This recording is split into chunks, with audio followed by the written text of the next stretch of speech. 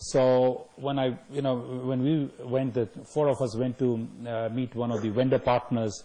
So he said, well, this is $27 million. Do you have that kind of money? Of course we didn't have that kind of money. We were only a $5 million revenue company. Who would have $27 million? So we told the president over dinner, I said, look, you are our chosen partner. It's up to you that you want to join this, something that hopefully we'll be able to co-create. Otherwise, we'll have to move on. So he said, fine, give me 10%. Rest, open a letter of credit. We'll be in business, but I must get my money. So we said, fine. Let us think this over tonight. We'll come back to you tomorrow. We went next morning and said, fine, we'll put a clause in the letter of credit saying, when we are happy, we'll pay you the balance. He said, I've never heard this term, when we are happy. I mean, it's such a loose word of happiness. Who would define it? I said, when my customer is happy, he's making a call, I'll pay you. We shook hands. He agreed on that clause, which is unheard of around. So you have to think differently. We always want to challenge ourselves. We want to always challenge our partners. We have outsourced because we believed if the Indian telecom revolution has to happen, we can't manage it. I'm not an IT person. I have to buy IT. I'm not a telecom person. I have to buy all of this stuff. They are better equipped to handle their own resources. I'm there to actually handle the customer. For me, it's buying a plane. Do you see an airline, any of the airlines, the best of the airlines, bother about is Boeing, Airbus? They will see some, I would say, fundamentals, but eventually their job is really service. And that was my job. We were 2 million customers in 2003. It's not that long back.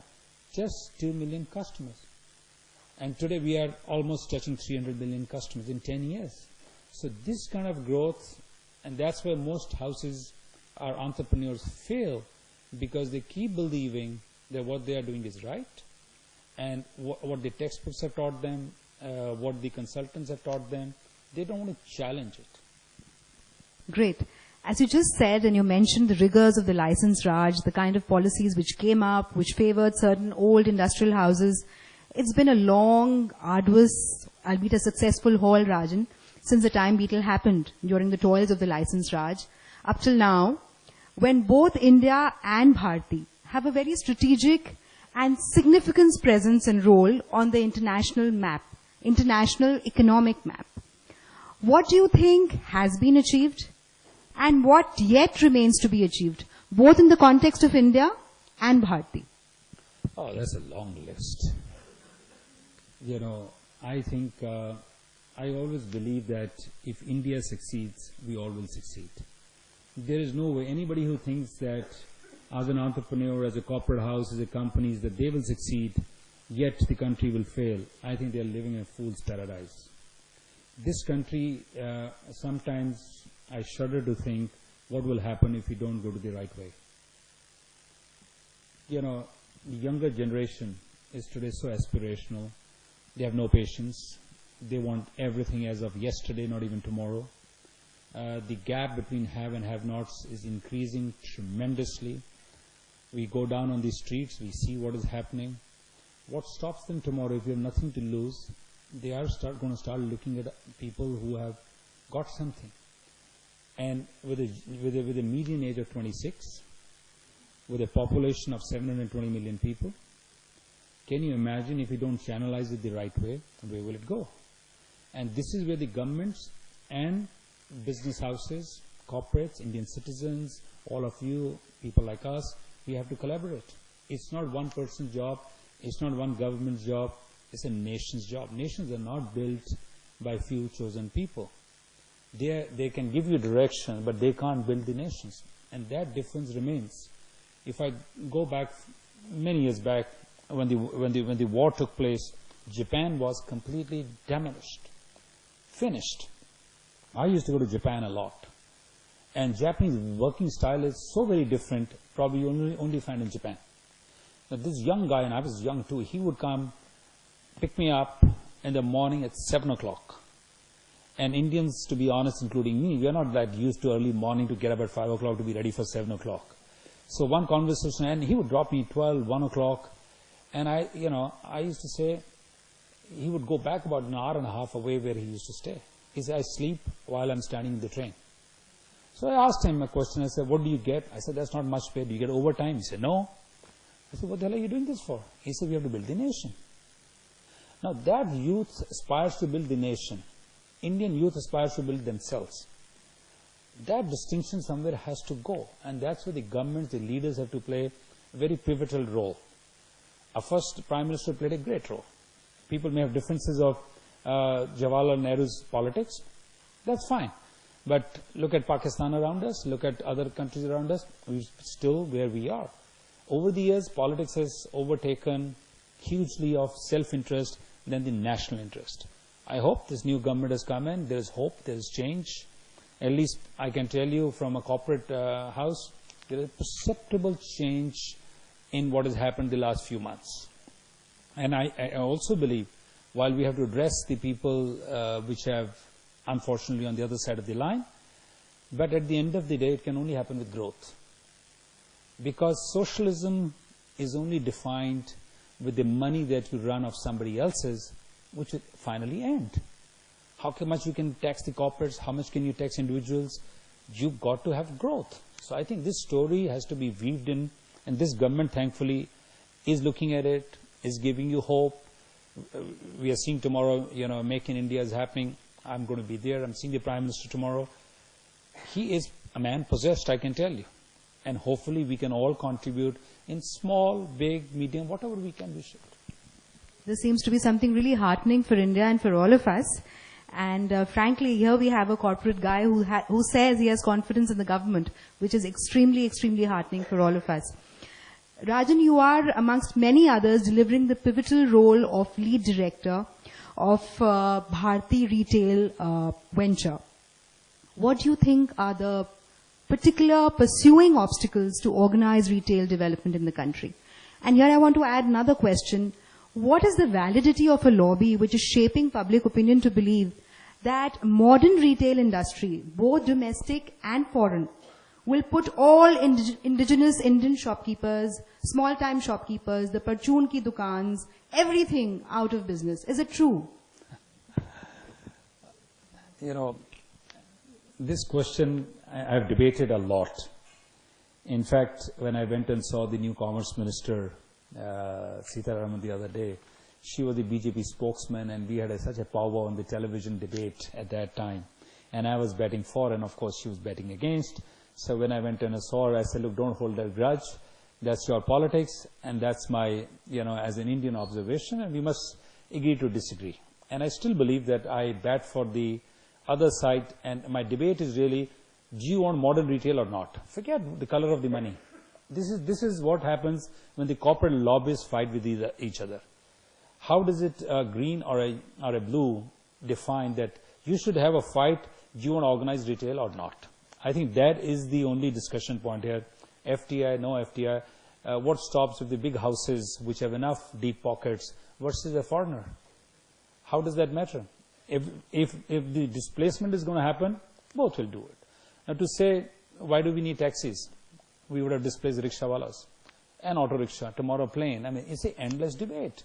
But having said that, there are 12 million mom and pop stores, which is the highest in the world. Per 1,000 you have 12. It's the highest. Will they go away? Answer is no. Have they gone away around the world? Answer is no. You all travel. Most of you travel. Go to UK. Every corner shop. And UK is a country of retailers. There are Tesco's and the Waitroses and so on and so forth. They still exist. Coexistence will happen, that I can tell you. Modernization will happen today. Now, if you go to a Kirana store right next to him, and you go more often than probably I would have ended up going till the time I went in this business, you know how it's stacked things. Things are all over the place. People are in a modern thinking. People are traveling. The younger generation wants experience. Husbands and wife, and both are going and shopping. Those issues are happening. So both will coexist, because the detriment is there's no real estate in this country. If I'm living in a colony, there's no way I'm going to get it. It's so expensive. You can't travel outside. So both will coexist. I think it's a political position. And that clearly, and BJP clearly says that is our political constituency, which we cannot displace. Now, so that be the case, I have gone back to the government and said, fine, if that is your position, allow 49%. Let technology come in. let processes come in, let exports happen. One company, Walmart, which takes from China $30 billion worth of goods every year, one company. So China has not come up on its own. It's domestic as well as exports. India has to allow that. You more or less answered the question which I plan to ask you next, but yet a more wide purview on that.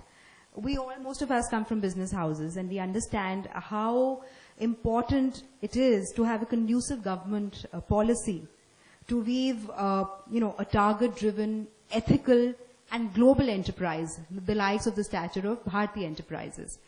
And you have been giving a candid take in the last few questions about political governance in India. What hopes do you have from the Modi government? What were the setbacks with the previous government? And how do you see India shaping in the future with this kind of political governance? Let me take that latter question first. The previous government has lived its utility. There's no point beating the dead horse. It's done with. We all know. We all know the circumstances that the last few years that we've gone through. As I said myself, it's not because I'm an entrepreneur that I kind of detest socialism, or it's not either or.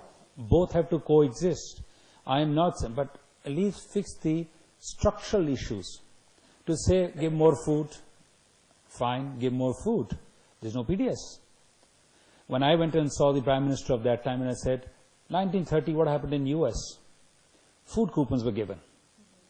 Give food coupons, let them go to retailer, any retailer. At least they'll get saman. If you go to the villages, they get nothing. The lala of that local area actually gives away in black or whatever. I said, let them go anywhere. We'll take the subsidy from the government. You'll have wider distribution. No, can't do. It'll be seen as private hands. We want to be socialistic. Because PDS is reeking through corruption. It's reeking through non-delivery. You don't want to change the system. So if you don't want to change the system, how do you have an inclusive government? Just by rhetoric? Of course. It's a good election position. Rajasthan was a great example. Before elections happened, they gave everything possible under the sun. And the last FICCI AGM happened, Rahul was there. When we had tea with him, I said, look, your model is wrong. I come from a political family. I also understand politics, and I am an entrepreneur. He says, you've given everything. A 55-year-old, 60-year-old, age gaps have improved. You give him Narega, you give him all these doles, he's happy. 26 saal ka ladka. He needs dignity. He needs jobs. He doesn't need your dole. His girlfriend will say, hey, look at him. The guy doesn't work. Iske ghar shaadi nahi karani kisi ki. I said, you're not understanding. World is changing. He said, you're absolutely right. Come and see me. Tab ka din hai, aaj ka din hai. Nobody wants to see you. So issue really is that socialism is not that you want to equate everybody. That's a wrong way to do ki the people who have done something, unko niche le aao, everybody will be happy. That's one way of life. But that's a wrong way of life. Nations have not progressed by doing that. Nations have progressed by moving the hockey stick upwards. So, that being said, this government we have hope. In the last 100 days plus, what we have seen, great interaction. Good thing is golf is over for bureaucrats. They are in the office at 9 o'clock because Prime Minister himself is at 8:50. He calls them. I had a call from one of the secretary last night at 9:45 from the office. I said, sir, what are you doing? He said, aapko to pata hi hai. I said, chalo acha, hum bhi kaam karte the, ab ye bhi kaam kar rahe hain. So I said, tell me what I can do. He just rattled something. I said, don't worry. So he said, I have to call you back in 20 minutes. We have to, kind of close the loop. I said, please do. So that changed at least. If you go to the airport, private planes, hardly anybody. There are no lobbyists here. I can tell you the change. I had one of my colleagues with me. He wanted to do something outside the system, and I said, then please step outside the system. You can't remain in my corporation and do all this. He said, fair enough. He came the other day. He said, मेरी तो दुकान बंद हो गई. मुझे कोई जाने नहीं देता, कोई पूछ ही नहीं रहा. So I said, well, tough luck now. I told you then also. So that perceptible changes happen. But it needs to percolate to the states. We need good leaders there. We need to have a mindset. India can change. Leaders can make that change. We do it in our companies. We do it in homes. We do all kind of things. I give you example of Singapore, 1966. Lee Kuan Yew wrote to Indira Gandhi that we've just split from Malaysia, we have no water, we have no blah, blah. India should be helping us out. Look where Singapore is today. So, leadership can make a huge impact. Great, Rajan. But you are optimistic about the present government and you have hopes from them and things should turn out positively. Now, we're not tongue-in-cheek and we want to ask you, why were you kept aside from politics? Your father, Mr. Satpal Mittal, was a very well-respected and well-liked politician from Ludhiana, and I'm sure the genes must be surfacing now and then. And you do understand the political system in India so well. So, why not? Why not politics? My father was very clear that he had only 3 things for us not to do, so politics is one of that, and we have gone through that. And to be honest, because there was no family life. Not that he didn't realize that the life that we have gone through again has been no family life. Because one generation has to go through it, you have to go through it. But that was his wish because in his wisdom, and I'm sure quite rightly when I see things around me, is the easiest thing to do. You're a politician, son. I mean, it's like, ye to mera janam dikha raha hai, so I'm going to step into his shoes. Kaam zyada karna nahi padta is probably the most laziest kind of a job that you will end up doing if you're not doing something. Having said that, I think there are many other ways to help the nation out. Why should you be only in politics? Politics on those days, and I'm sure now also, few of them, I'm not trying to broad brush everybody. Politics should be done for the national cause or for something that you want to create, not for your own self. And if you can't, there are 719 member of parliaments, 545 Lok Sabha, 245 Rajya Sabha. Go and meet them, you'll know. आज 5,000, 10,000 रुपया दीजिए किसी MP को, आप कोई question उठा लीजिए किसी कॉर्पोरेट के खिलाफ. That's all it takes. What is the worth of being into that, sanctum sanctorium, as they call it, temple of democracy? For what? I can do better, and I can tell you, with all my humility, as a corporate, we are doing much greater job into the system, other than business, which is social, which we are very proud, and I think we want to live through that. Will I want to do something? If given a call that please come and do this for 5 years, leave your business, but this is a set thing, you don't have to go and meet 20, 30, 40 people to get done, I'm willing to do it. I have no problem with that. But Rajan, as you just mentioned, this main issue, mainstream corruption, how does it go? Unless people like you, unless, corporates like you who have a mission, unless people like you who wield power and responsibility, unless you go and become taskmasters over there, what happens to the rest of the Janta? They are as it is at the mercy of these politicians, and they will continue to do so. And they will live out on all the doling which is going on. And Rahul will keep saying, "Aap mujhse kal milne aana," and it won't happen for the next 5 years. Corruption is a systematic problem that we are facing. There is no doubt about it, and at every level. So I believe it has to start from top. It has already. World has also changed, Sonia. Don't forget social media, your multimedia, your courts, your judicial. Everybody is on it now. So I think that sets an example. At least people are now thinking twice before they want to dip into it. But it's a long haul, I can tell you.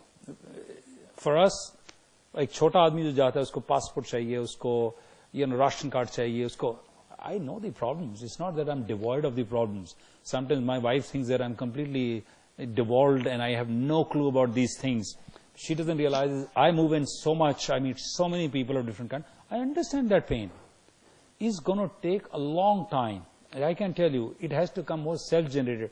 No one man, no one woman, no one human being can say, I'm going to, cull the corruption to entirety. दूसरा देने वाले को भी समझना चाहिए. It's both ways. If you stop, and then eventually I believe, while we are a democracy, some danda helps in this country. When the Supreme Court says, helmet tomorrow morning, it is helmet tomorrow morning. You want to wear a seat belt, it is seat belt. So we have to be more, deterrent. We have to be a little more strict. And that we must, when we get up in the morning, speak to ourselves. I run a corporate, but I can tell you, and I saw a whole lot of corporates, they don't understand. When you put your own hand in your own till, all you're doing is getting some money for that, but you're destroying a longer term wealth. If I put my hand in my tail, what will I tell my general manager or vice president or whosoever it is after me and say, "Tu na kar." Boss is having 10%, chalo 5% मैं रख लेता हूँ, उसका निचला वाला कहेगा चलो 2% मैं रख लेता हूँ. It's a cascading effect. So nations will be built from top, and I can tell you the change, as I said, is reflecting. I think we all as citizens must also help that. Otherwise, it won't just happen. Completely agree with you on that, Rajan. Now, all his medals all over again, Neeta. Alumnus of Harvard Business School, the Horasis Indian Business Leader 2011, Leonardo Prize winner 2012, President ICC India 2013, member of President Council Yale University, lifelong, wish I'd known it earlier, my son plans to go there, trustee on the board of Brookings Institution, the world's oldest and most prestigious think tank, and numerous other leadership posts and medals to your credit. The few discerning, distinguishing traits which make a leader, or then mar him otherwise. I think leadership is in many facets. You can't define in one word, but let me try to express. Leader is also somebody who walks in front. That I can tell you. No leader who will walk at the, at back of the troops will be called a leader. But not that far apart that you forget that you have somebody to lead. And many times most leaders end up doing that because they start believing that they're invincible, they could do anything and everything and they'll still lead. It doesn't happen that way. Values, performance, inspiration, these are the traits of a leader, out-of-box thinking, but carry everybody along. I would say build consensus as a leader, as an entrepreneur, I can tell you, try to build consensus, but then take a final call. I always tell my, leaders, and there are many leaders in my organizations, as long as they have a hand on their heart, they have integrity in place, and they've taken a decision which has gone wrong, it doesn't matter. I could have done the same. So as long as there is no malpractices and there's no kind of a devious way to do that, you must, and every part of leader is about that. Most people mix the management and managers into leaders. That's a wrong way. Because in management, you have to do things the right way. But as a leader, you have to do the right thing. That distinction people forget because it's such a thin line, you don't know where to walk. So, be it a nation, be it any place that you end up being there, even at home. You're the leaders of home. Hum to aaye gaye, hum to subah uthe, raat ko aaye, So it's very, I can tell you, a lot of people say, talk to me, they look, she's not working. They have no idea. She is working much more than I probably am working. Because at the end of the day, I can tell you, all this glory is for nothing if your wealth, which is your children, your family, have gone wrong. There's nothing. Ye to sab chalta rahega. This is there. And you'll come and go. But your children, your family, your wife, they're your wealth. Who manages that wealth? She does. So some people, when they say, ye to kuch karti nahi, ye to ghar pe hai, she's a homemaker, they have no idea according to me. She's probably leadership that we have to learn the traits from. We do ignore, we men do ignore that, I have to say also. But it's a great leadership position one should learn. Wonderful, Rajan. That added a lot to our self-confidence. I wish the men were around, but never mind. It'll go on to them, it'll percolate. Now another question which comes to mind, Rajan. Just as an enterprise begins along a curve, rises and then reaches a plateau. So an entrepreneur who begins with a dream, very passionate, very daring, ready to take on the odds, and then he continues to toil to shape his dream, and once the dream has been achieved, he inadvertently, inevitably reaches a plateau. What then? Is it time to reinvent himself? And what does it take to rekindle that passion and that fire? Or you just hang up your boots and say, quits, I'm done, I've done my job for my life? As I always say, politicians never die till the time they're physically in the grave. I'm telling you, this is one lesson I learned from a very close friend of my father who told me. He said, beta, never go on the wrong side. Who knows? And I've seen enough time. At 80, they become the chief minister's back. And they have a memory of an elephant. So, keep that in mind. even people like us will never quit. We'll never hang our boots. We will decay. Can you imagine sitting at home? We will be miserable. Of course, wife will be miserable. But we will be miserable. Everybody around us will be miserable. We'll say, "Acha, ye painting theek nahi hai. Acha, ye dekho, dust kitni hai." All that will start. So, we should never hang our boots. We must reinvent. That is a must. All of us, actually, all of us have to reinvent, because otherwise you are actually in a status quo. You are plateaued, and that's what we do. This April, 1st April 14, all of us has given us our management roles. All of us have given our management roles.